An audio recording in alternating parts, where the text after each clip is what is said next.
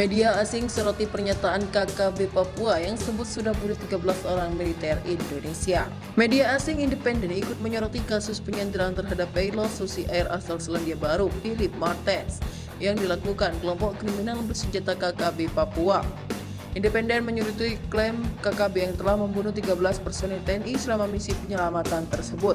Martens yang telah disandra sejak Februari lalu kini masih di tangan sandera Tentara Pembebasan Nasional Papua Barat (TPNPB). Menurut laporan Reuters, TNPB mengatakan anggota telah menyerang kedua pos militer di distrik Yal dan Mugi di Kabupaten Duga pada Sabtu lalu. KKB mengatakan pasukannya telah membunuh 12 anggota militer dan polisi Indonesia dalam serangan di Mugi. Kendati begitu, TNI mengonfirmasi bahwa ada satu orang yang tewas dalam insiden tersebut, yakni Pratu Miftahul Arifin. Juru bicara TNI, Julius Wijojono, mengatakan bahwa tentara lainnya dikirim ke beberapa lokasi untuk mencari pilot Susi Air tersebut. Dia mengatakan hambatan di lapangan adalah komunikasi yang tidak berjalan akibat cuaca buruk. Hingga pukul 14.03 waktu setempat, informasi yang kami dapat adalah satu meninggal. Kami belum mendapat informasi lain karena sulit menjangkau daerah tersebut, apalagi dengan cuaca buruk yang tidak menentu, katanya pada hari Minggu.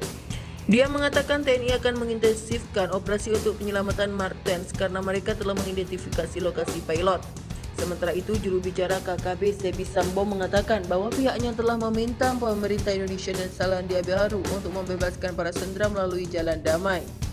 Tetapi militer dan polisi Indonesia menyerang warga sipil pada 23 Maret. Karena itu pasukan TPNPB mengatakan mereka akan membalas dendam dan itu sudah dimulai, kata Sambo, menambahkan bahwa pertempuran berlanjut pada hari Minggu. Herman Tarnyaman, seorang juru bicara militer di Papua, membantah tuduhan serangan terhadap warga sipil pada Maret, mengatakan pasukan keamanan melindungi warga sipil yang diusir oleh pemberontak. Pertempuran tingkat rendah untuk kemerdekaan dari Indonesia telah berlanjut selama beberapa dekade di wilayah Papua yang terpencil dan kaya sumber daya.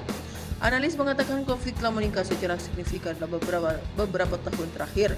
Itu dimulai setelah pemungutan suara kontroversial tahun 1969 yang diawasi oleh PBB melihat bekas wilayah Belanda itu berada di bawah kendali Indonesia.